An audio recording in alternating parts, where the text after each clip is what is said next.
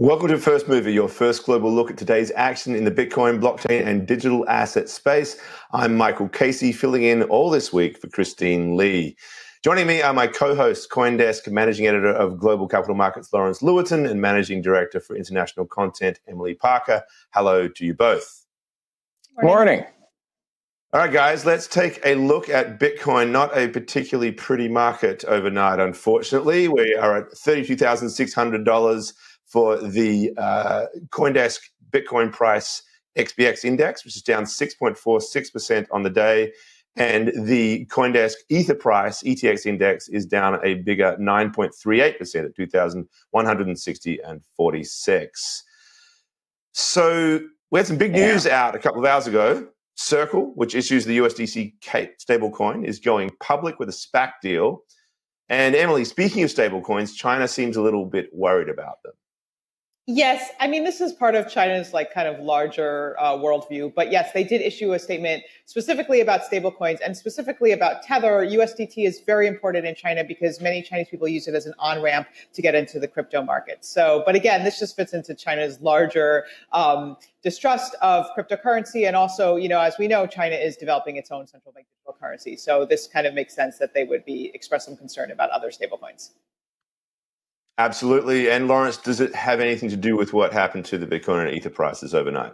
That's a tough connection necessarily to make. I mean, while obviously Tether is a crucial part of trading in the crypto markets, that might not necessarily have been what it is. You have the global market just kind of is looking at the world and saying, maybe this recovery isn't happening. I mean, you look at Japan just going into an emergency situation right now, state of emergency just before the Olympics because of COVID. And in Asia, people are looking at this and they're saying, maybe the struggle against COVID isn't over yet. And we just had jobless claims in the U.S. come in, and it was higher than expected. And you look at the 10-year yields; they're down at 1.25 or so, 1.25. It's like 0.5% of what it was several months ago.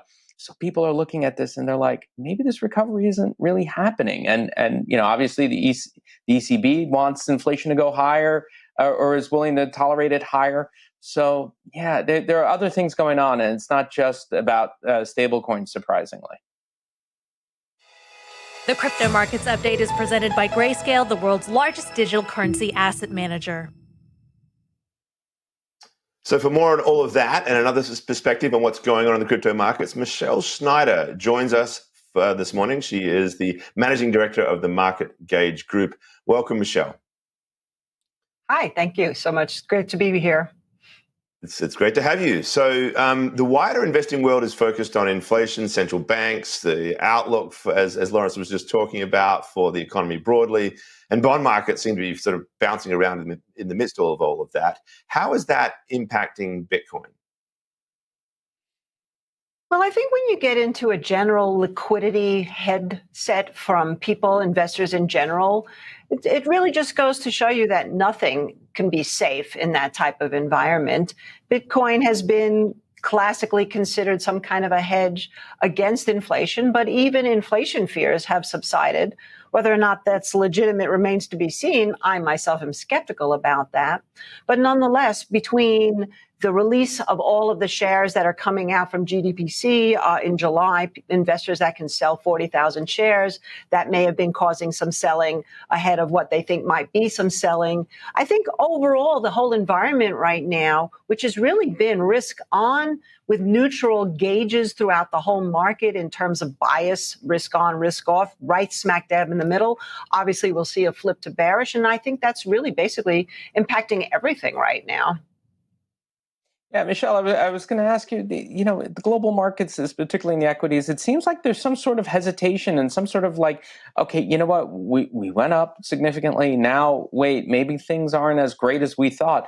Is that really bleeding into crypto enough that it would cause this sort of sell-off and maybe testing lower bounds on Bitcoin again? And actually, while we're at it, what would be the better vehicle to be in such a situation? Would it be Bitcoin or Ether? Well, Ethereum has definitely taken over a bit over the last several days, although I think this morning that's coming in even lower percentage-wise than Bitcoin. But I think that I don't look at them necessarily. I do look at them separately, and there have been moments like we just saw recently where Ethereum starts to outperform Bitcoin and then it goes in reverse. But I think you really have to look at it at the general space right now. And right now, it looks to me more like range bound than anything else, with relatively low volatility. So I'm not ready to give it up at this point. We still need to see Bitcoin hold 30,000, and we still need to see Ethereum hold 2,000. The fact that it cleared over 2250 and couldn't go much further was a little bit concerning. But really, we're talking 2,000 to 2,500. I think you have to broaden your range here. And the same thing with crypto. You have to, Bitcoin, you have to look at 30,000 to 36,000 before we can really make a determination. And it is interesting how much bad news the market has absorbed, especially in Bitcoin, considering the China mining ban, et cetera, et cetera. But there's still a lot of good news out there. So I think it just needs a little bit of patience here to find a footing. And like I said, with these GBTC shares coming on the market, there is some fear that the people that have been holding that for 6 months that can finally be unlocked might actually become sellers. So I would just say patience all around right now. We personally have not made a trade for our accounts in our discretionary service since June 24th. This might be the longest period of time we've gone without making a trade. And it was because trading crypto or trade in equities? In anything. We haven't done anything. Wow. Right. And that's for us is unusual, highly unusual. And it's because we started to see things like movement into the long bonds, which generally means, and there's a thing that bond traders are the smartest traders in the world. And maybe this time we can certainly say that, because when we started to see money going into the TLTs, what that was signaling, at least to us early on, even with NASDAQ going to new highs, was that not everything, something rotten in Denmark, to borrow a line from Shakespeare. Michelle, you say you haven't made a trade. What exactly are you waiting for? What is kind of signal are you waiting for to change that stance? Well, what I really look at is the small cap, the Russell 2000. I look at the retail sector and I look at the transportation sector. Not only those, but those are the three things that I look at. And what made me not get bearish, even though they have been declining in price, is that I also look at what the Fed is doing. And regardless of what they were saying, there's still been bond buying coming in through, let's say, the junk bonds, which are the high corporate debt, high yield bonds. And so that was giving me a mixed message. NASDAQ, forget that, growth stocks are always the last to find out that things may not be so roseate. And that's what really kept me on the sidelines here is who's right? Is it the Fed really going to be able to hold this market up with the bond buying, regardless of the taper tantrum that they've created? Is it the industrials, manufacturings, financial, and retail telling us that growth is definitely nowhere near what they projected after the back to normal?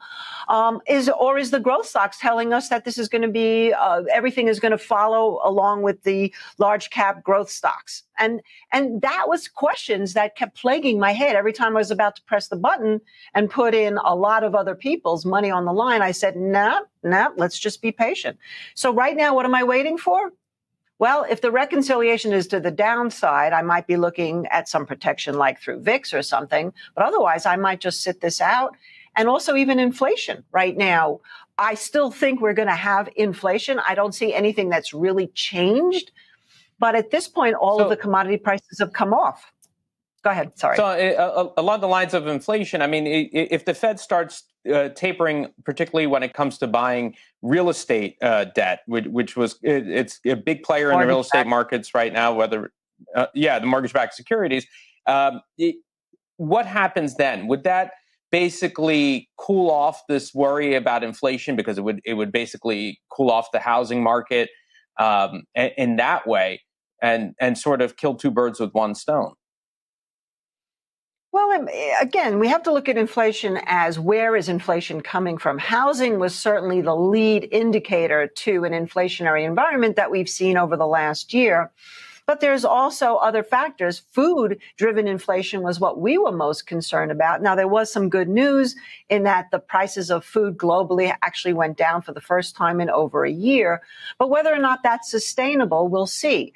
I think we have to look beyond the housing market, and we still have to look at the supply chain issues, which still exist, the low labor to get things moving, which still exists. And even though we're coming back slowly globally from COVID, now with Japan doing a state of emergency and still a problem with the variant, that global demand hasn't really hit the market yet. So we have to really watch what happens here with supply of raw material in general. The housing market generally, what happens is that it does sort of even out. It's usually ephemeral. What happens with, all of a sudden everybody's buying houses and there's no supply. Then everybody puts their house on the market. The prices go up. What's really helping the housing market right now is interest rates. That would be the final thing to look at. And I don't think the Fed's going to move the interest rates any. So that's why I'm still looking at the inflation potential. There's still going to be money flowing into the system. Okay, Michelle, thanks so much for that. We greatly appreciate it. That was Michelle Schneider of the Market Gauge Group. Coming up, checking in on Asian markets and business news with Angie Lau.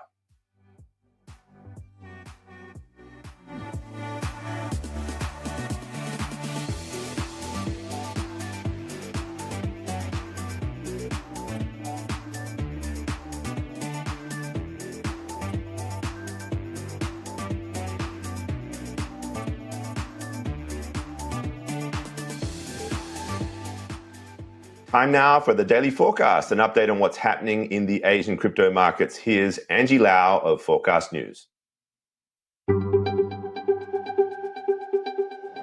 Welcome to the Daily Forecast, July 8th, 2021. I'm Angie Lau, Editor-in-Chief of Forecast News, covering all things blockchain. Coming up, Korea penalties for the kimchi premium. Chengdu holds China's latest digital yuan trial, and Taiwan's Lutex uses NFTs to preserve cultural history. Let's get you up to speed from Asia to the world. The kimchi premium has become the kimchi penalty. South Korea has arrested 33 people in connection of violating the country's Foreign Exchange Transactions Act using crypto.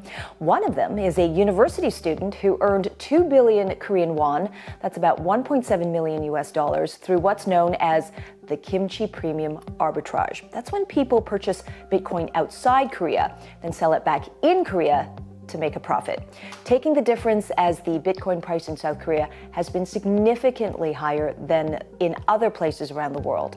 In the past year, Bitcoin's kimchi premium has ranged from 5 to over 20% over the global market price.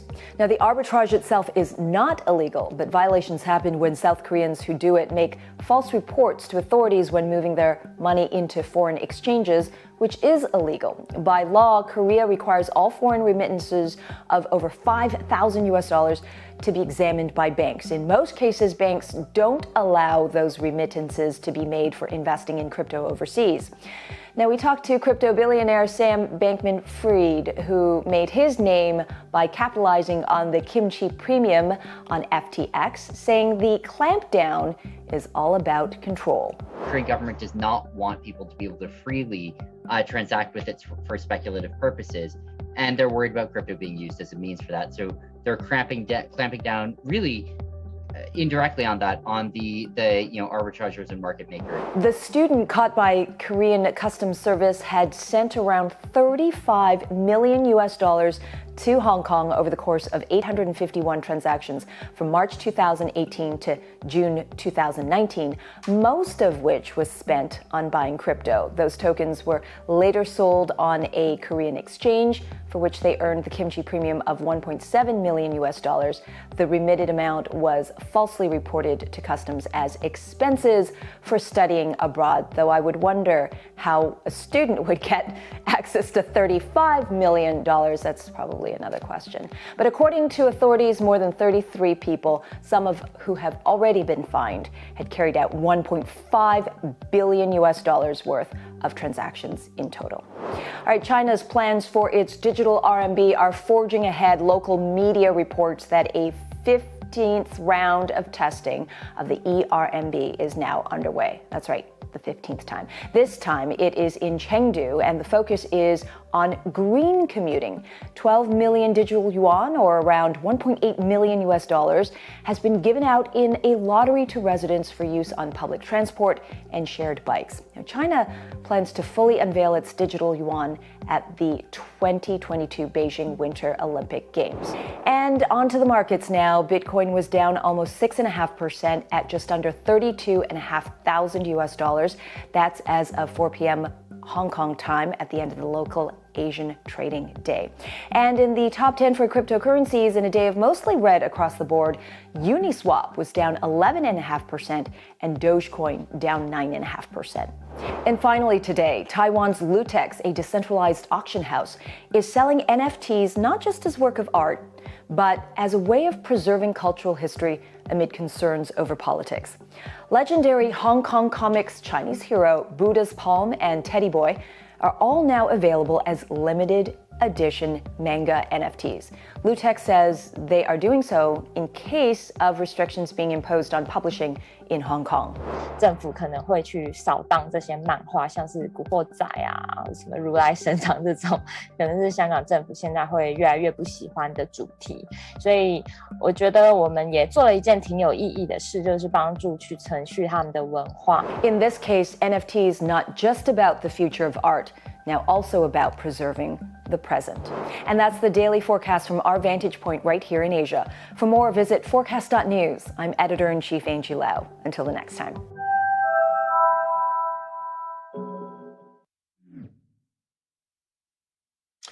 Okay, checking in on the Bitcoin price again. The CoinDesk Bitcoin price XBX index is at 32,645.90. That's down 6% on the day.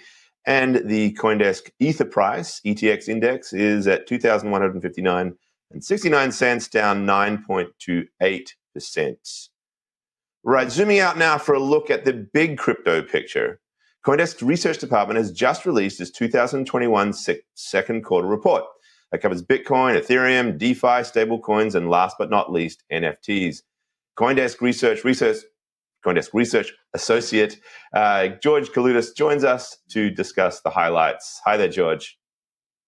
How's it going, guys?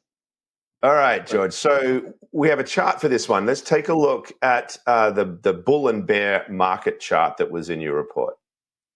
And you can tell us what's going on there. Yeah, so it's good this morning. I say good. It's good this morning I woke up and the prices are down big because what I'm about to say doesn't seem so incredibly bold. But we made the call about 2 weeks ago now that cryptocurrencies are in a bear market.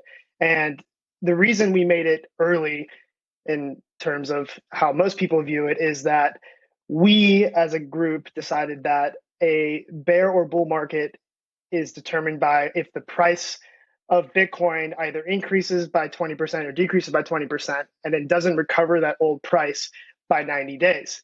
As you can see on the chart here, it says 76 days. So we called it a little bit early and we want to be proven wrong, but we feel as if in the next 2 days or so, which is how long it would take to get to 90 days, we will not be proved wrong. And if we are, I would love to realign my mental model, but it is interesting to see that now we're in a bear market following basically 400 days of up and to the right.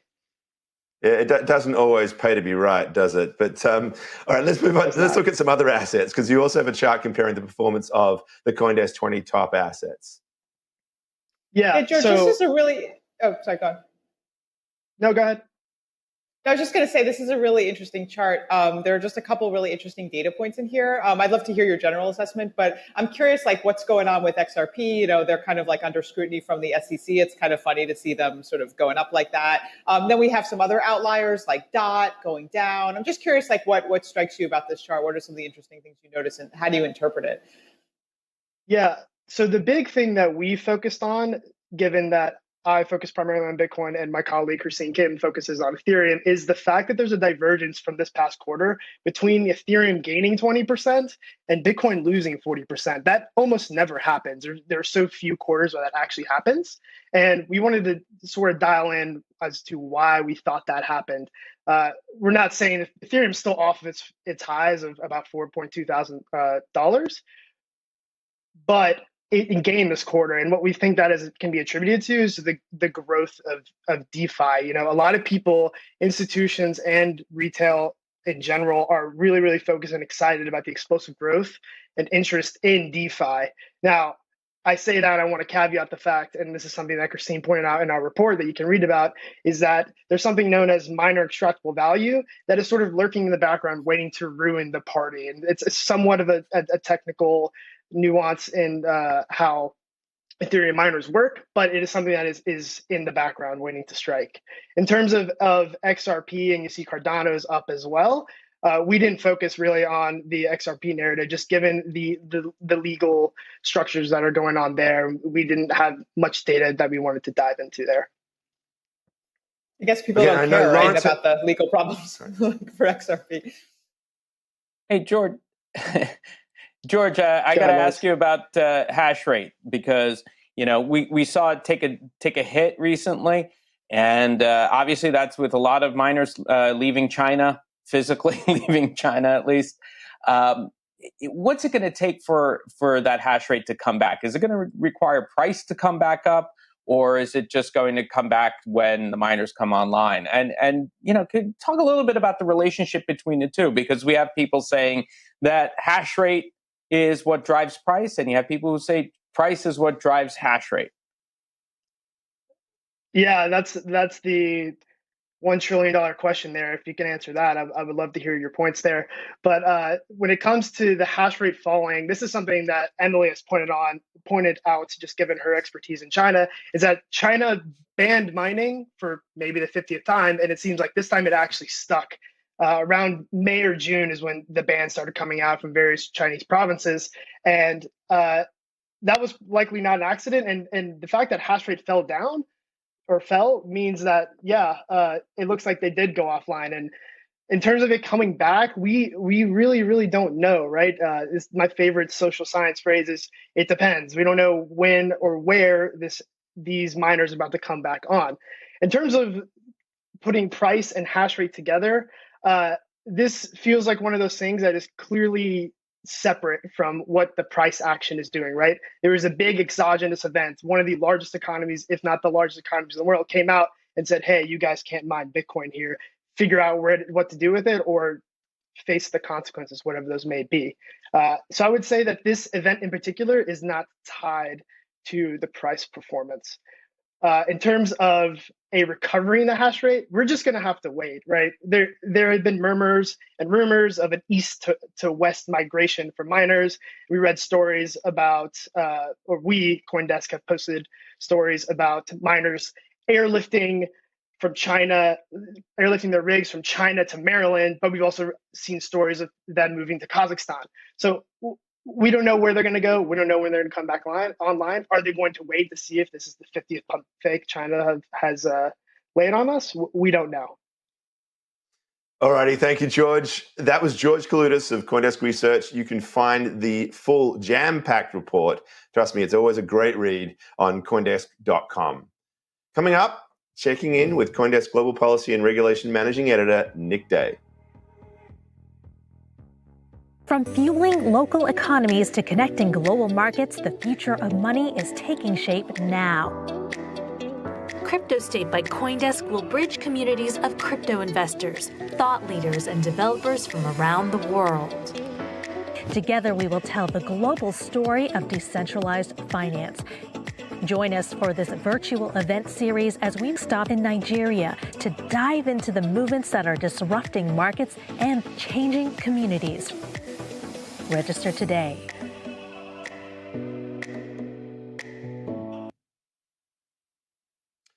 Welcome back.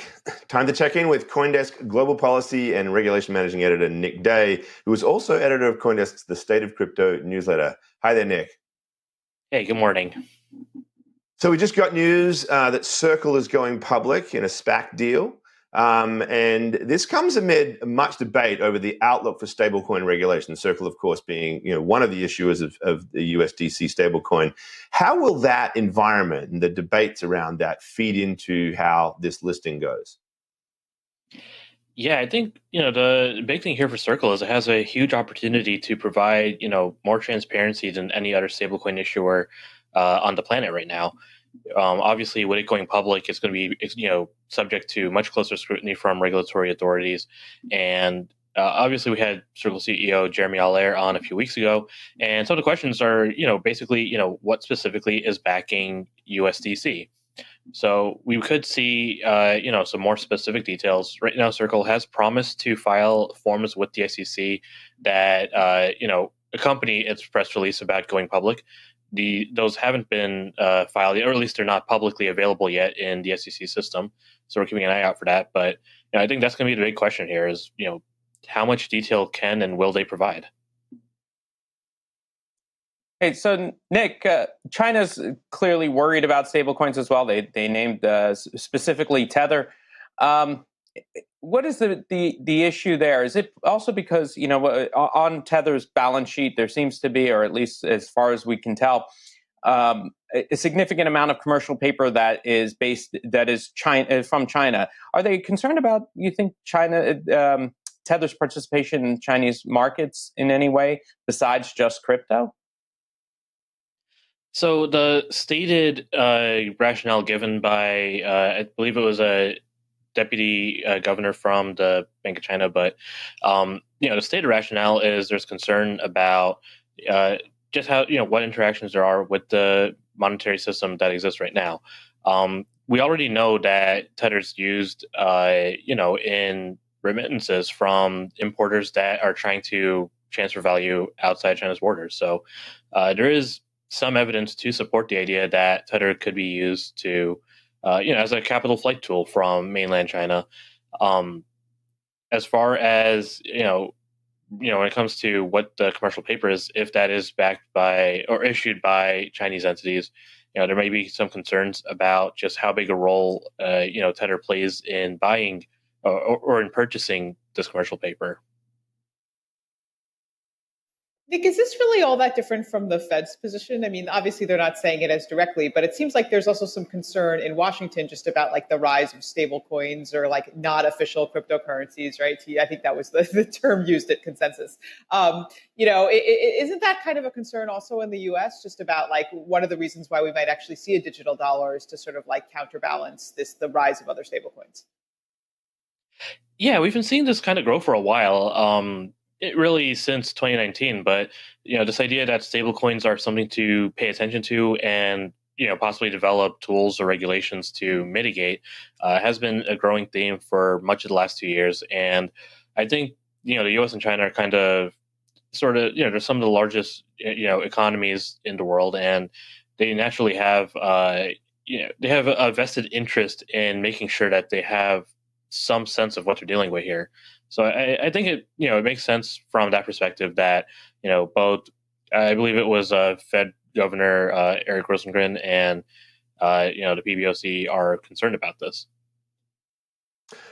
Good stuff. Thank you very much, Nick. That was CoinDesk Managing Editor of Global Policy and Regulation, Nick Day. Don't forget to sign up for the State of Crypto newsletter on CoinDesk.com. The CoinDesk Spotlight is brought to you by Nexo, the place to earn on Bitcoin, Ethereum, and more. Our next story makes us think about what the world has in common. NFTs, of course, right? It doesn't matter if you speak English or Chinese. When it comes to NFTs, we're all speaking the same language. And as it turns out, asking the same question. Have a listen. Is an NFT, still waiting on OG and so patiently I dropped my first one of one on open sea. The fuck is an NFT? Je crois les de fait. Here to explain what the bleep are NFTs and tell us what he's doing with them and why is popular Hong Kong singer-songwriter and television personality Hanjin Tan. Welcome, Hanjin. Hi, Michael, Emily, and Lawrence. How you guys doing? It's an honor to be here. Doing well. Thanks for joining us. So tell us, what is your motivation for joining this NFT revolution? Why did you do this? Well, I've been trying to solve this issue for the past 5 years, and that's the income gap in the Chinese music industry. And apparently, it's not just a Chinese problem. It's a global issue. According to American census, like 50% plus of musicians, professional musicians, make below minimum wage. That's not acceptable, right? But according to 220 Chinese consensus, 70% of professional musicians make $0 from music distribution, and that's totally unacceptable. Now, 90% of streaming income goes to the top 1% of musicians. What about the rest of the 99%? What they do? They're not complaining, but they're having a horrible time. So this is an issue that needs to be solved, and I could not solve it through like charity events or activities and whatnot until NFTs came to my attention, and I was like, wait a minute, this could be the answer. NFTs enable two things. One, they enable celebrities to make a quick crypto grab, but they also enable those who are disabled in the real world to create a more sustainable source of income. So through NFTs, we can create income for musicians through patron-musician relationships, and thereby reduce the income gap by raising the income floor in these very, very, very, very disparate industries. So it's kind of interesting because, as we know, China recently has taken a much stricter stance towards cryptocurrency. Yet at the same time, NFTs seem to be enjoying like a second boom there, right? I mean, in the US, we're seeing interest. It seems to be dwindling a little bit. In China, it seems to be exploding. Where do NFTs fit into the larger China crypto landscape? I mean, like, how do they fit into China's larger outlook on crypto? Because NFTs are also used for speculation and for making money. So. Well, there's a simple explanation to that. Is the NFT boom happened 3 to 4 months ago. So when the NFT boomed, a lot of people must have gotten interested in it and starting new projects. And right about now is when all these projects are coming to maturity. They're ready for their TGE. They're ready for the IDO events, and they have to start marketing. So there's definitely going to be a sense of euphoria on the front.